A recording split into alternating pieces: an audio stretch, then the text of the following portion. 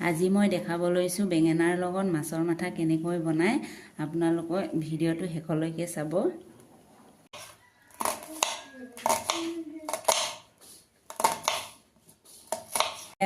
পিঁয়াজখিনি কাটি ল'লোঁ মিহি মিহিকৈ আৰু বেঙেনাকেইটা ধুনীয়াকৈ ধুই লৈ এয়া সৰু সৰুকৈ কাটি ল'লোঁ। কাটি লৈ এতিয়া বনাব লৈছোঁ। এতিয়া তেলটো দি ল'লোঁ। এতিয়া মাছটো ভাজি ল'ম। মাছটো অলপ ৰঙচুৱাকৈ ভাজি মাছটো পূৰা সিজি ল'ব লাগে। সিজাৰ পিছতে বেঙেনাখিনি ভাজিব লাগে, নহ'লে বেঙেনাখিনি দিওঁতে মাছটো নিসিজেগৈ পিছত। পূৰা সিজাই ল'ম মাছখিনি। সিজি যোৱাকৈ ভাজি ভাজি লাষ্টত যেতিয়া সিজি যাব তেতিয়া মাছখিনি উলিয়াই বেঙেনাখিনি দিম। মাছৰ মাথাটো অলপ গুৰি কৰি ভাজি লৈছোঁ, কাৰণ মাছৰ মাথাটো অলপ ডাঙৰ আছিলে যে, সেইকাৰণে অলপ গুৰি কৰি ভাজি লৈছোঁ, নহ'লে নিসিজিব।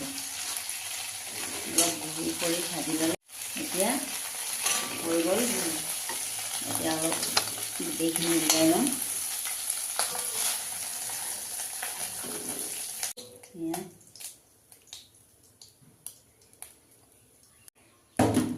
এয়া জিৰা অলপ দিছোঁ, পাঁচফোৰণ আৰু শুকান জলকীয়া দি দিছোঁ।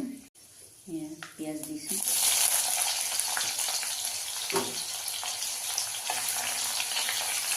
ৰঙচুৱাকৈ ভাজি লৈ এই আদা নহৰু পেষ্ট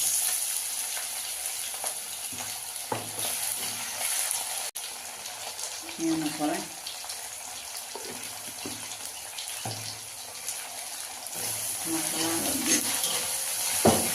ৰঙচুৱাকৈ ভাজি এতিয়া বেঙেনাকেইটা দি দিছোঁ।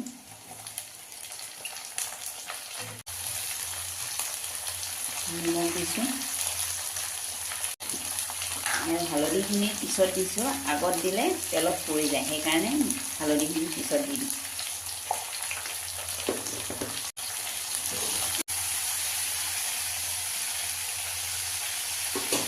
এয়া আমাৰ বেঙেনা হৈ গৈছে, অকণমান বাকী আছে। কালাৰটো কি ধুনীয়া আহিছে দেখিবলৈ। এতিয়া অকণমান ঢাকি থৈ দিওঁ।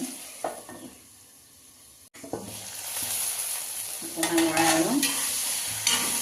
এয়া বেঙেনা ভাজিখিনি হ'বলৈ হৈছে আৰু অকণমান বাকী আছে। এতিয়া লৰাই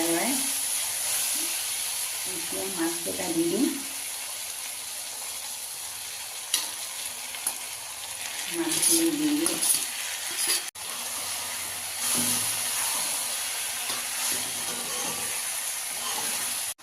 এতিয়া ভাজিখিনি বনাই হৈ গ'ল।